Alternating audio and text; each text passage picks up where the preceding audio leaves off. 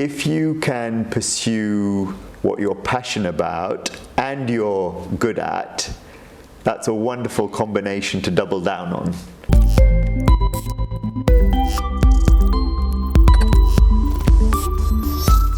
Hi guys, today I'm at the House of Lords interviewing Lord Ghadia.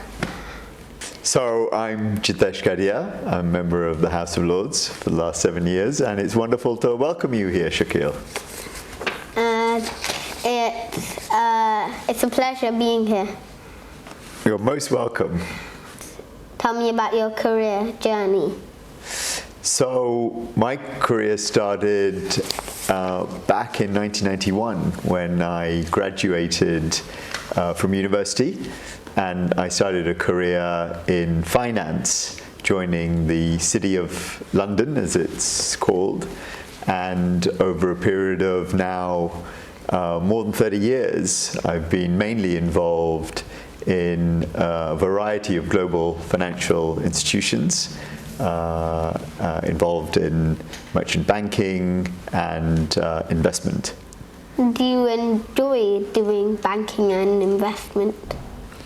Yes, I have done, and I had a bit of a career twist, if you like, 7 years ago when I was appointed to the House of Lords, and at that point I took a slightly different turn. I was still involved with the private sector, but also juggle it with doing things in the public sector as well.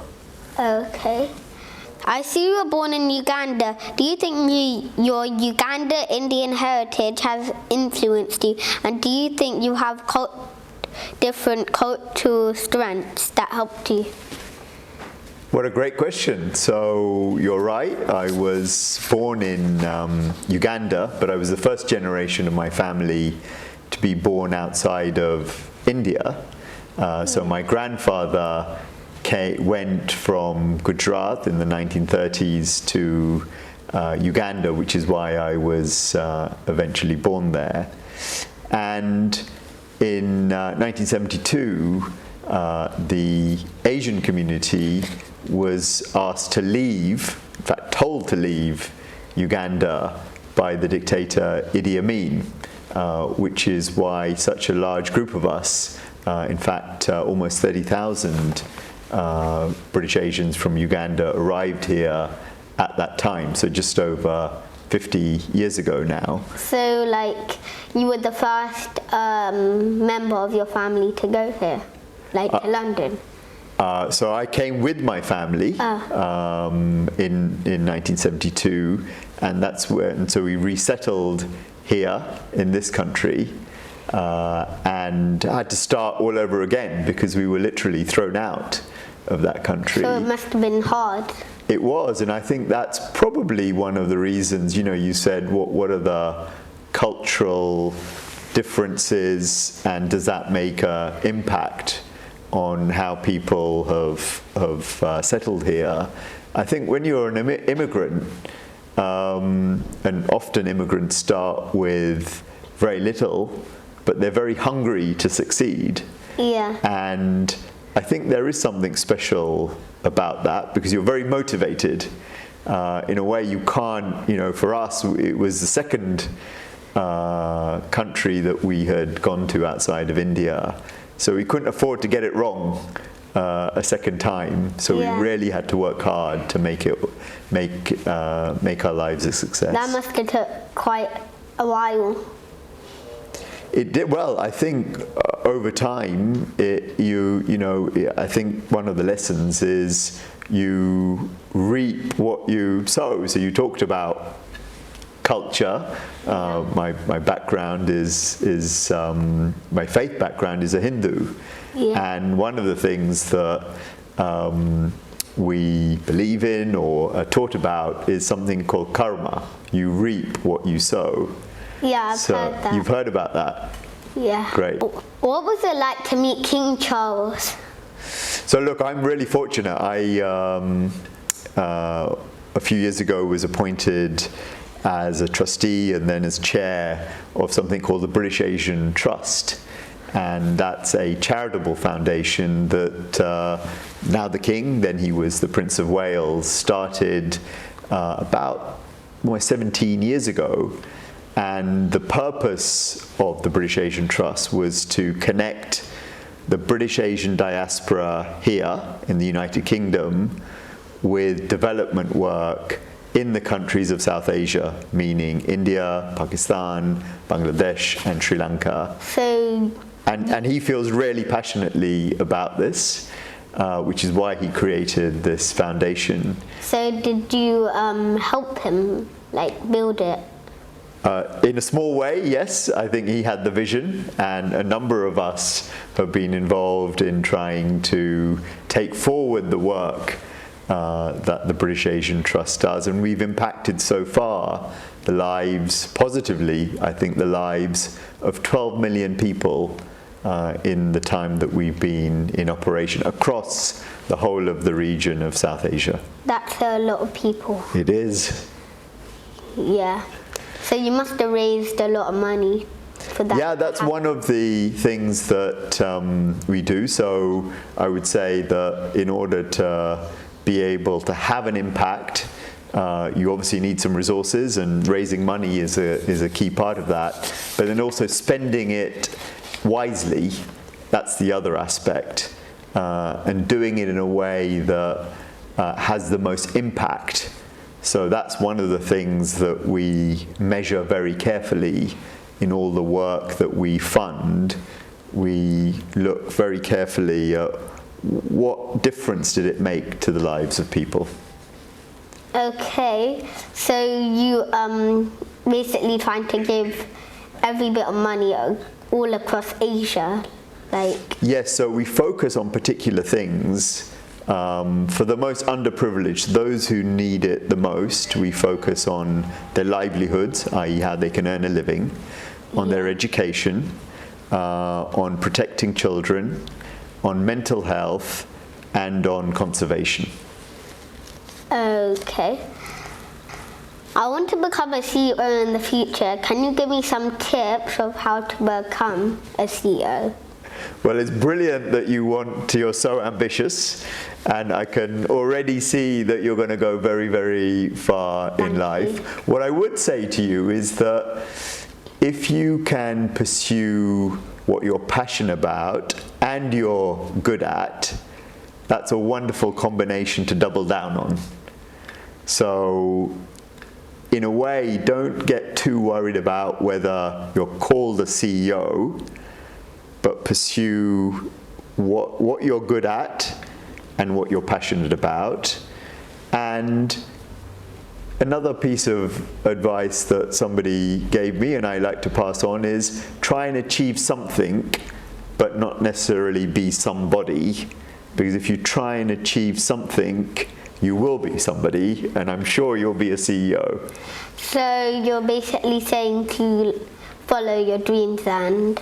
I really am, yes, absolutely.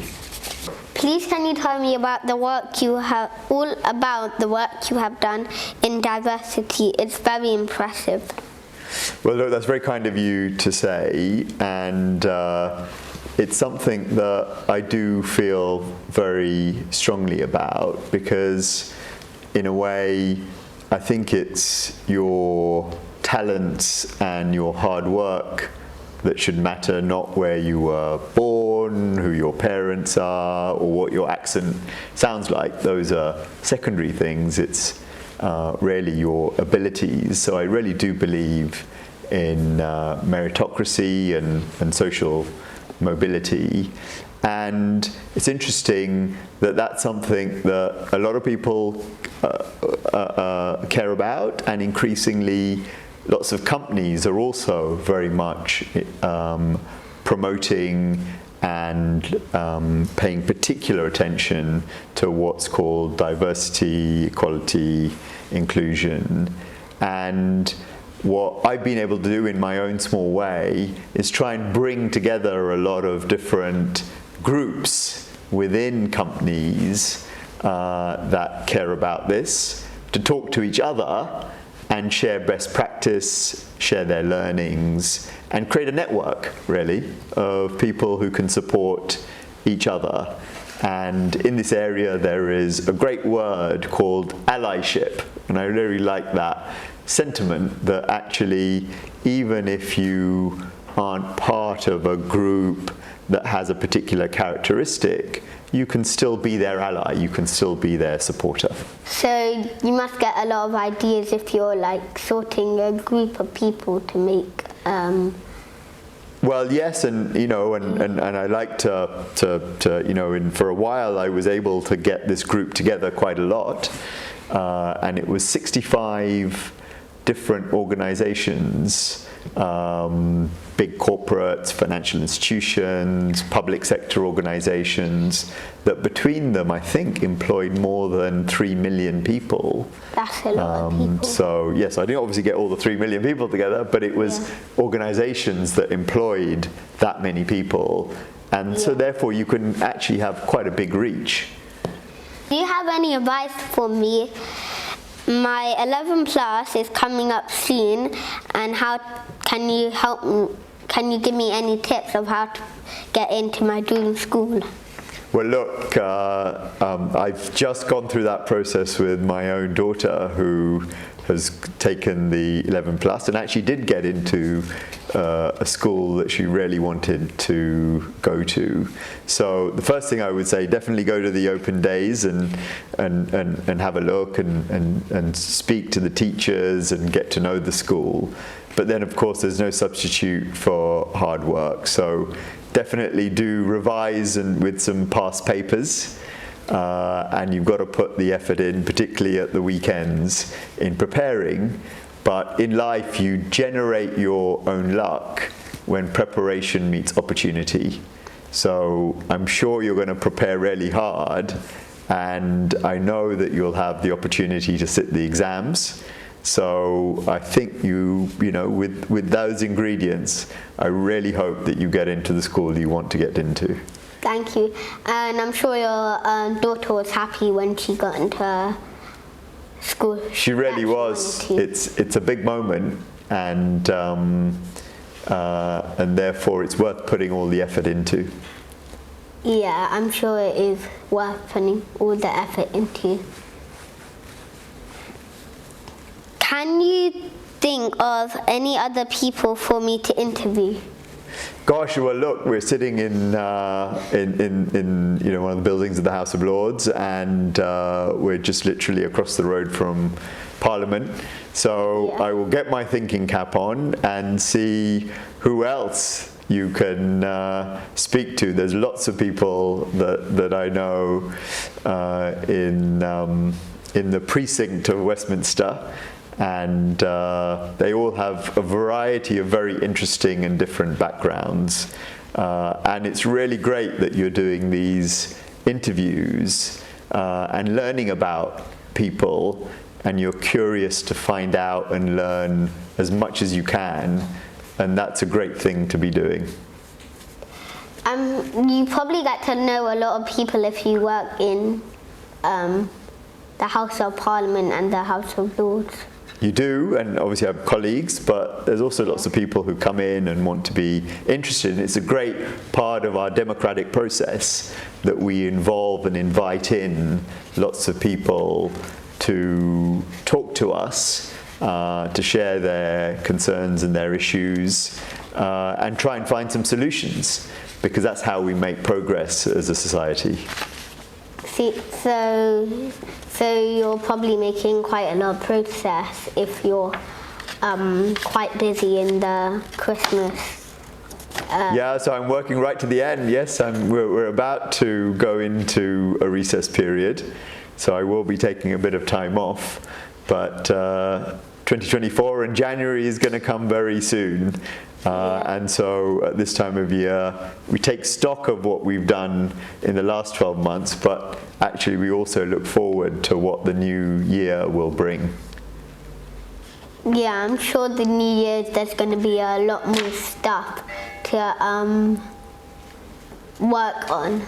There is, and actually it's quite a big year for the world, because there are some 40 national elections taking place across the world involving 4.2 billion citizens going to the ballot box. And so their choices are going to affect a lot of people and a lot of countries. 4.2 billion, that's nearly half of the world. That's right, yeah, are going to the ballot box in 2024. What is the ballot box? Ballot box is when it's a box that you deposit your vote in. So when you get 18, you'll be able to vote in an election, and you go into a polling station where they give you, and I'm sure this will change over time, but this is how it happens at the moment. You go into a polling station, you have a list of people that you could vote for, you choose normally one of the candidates, and then you fold up the piece of paper and you put it into a box, and that's called the ballot box. And it's a way of saying that it's the opportunity to vote. That's going to take a long time if you have to count all of those votes. Yes, so actually lots of countries, and India, for example, when they go to the polls, it doesn't just take one day, it takes several months for them to go through the whole process. So yeah, the bigger the country, the more complicated collating and counting all the votes is. And actually a lot of countries now use electronic systems because that's a way of doing it more efficiently and effectively, but you've got to be careful that the technology works too. Yeah, like there can't be any glitches or anything. No glitches. You've also be careful that they're not sort of irregular things happening. Yeah. So because you want people to trust the process, you've got to make sure that it's working fairly. And there's a bad thing if you use like some like technology, because some people might hack it if they like want someone to win. That's right. Yeah, no, you're right. And so you could, and it's a really big issue actually coming up. Yeah. So the two things. One is, have you recorded the votes fairly, and is there anybody interfering? But also there's something called deep fakes. Now, deep fakes is when effectively you've got some material that is pretending to be something that it isn't. So you could, for example, make a video of somebody saying something which is totally false. It's not them, but it's a fake video. And if you launch that in the middle of an election campaign and people believe it, that could influence the way they vote, which is quite serious, isn't it? Because that's really, you're then influencing something based on something that's not true. Yeah. And so all of these things that are rooted in technology, they've got a positive purpose, but also they could create some negative consequences, and we've got to be careful about that too. Yeah, you should. Thank you for your time with me. Shakeel, I really enjoyed it, and look, best of luck. Really hope you get into the school that you want to get into, and I wish you and your family a great end of year and a healthy, happy and harmonious 2024. Thank you.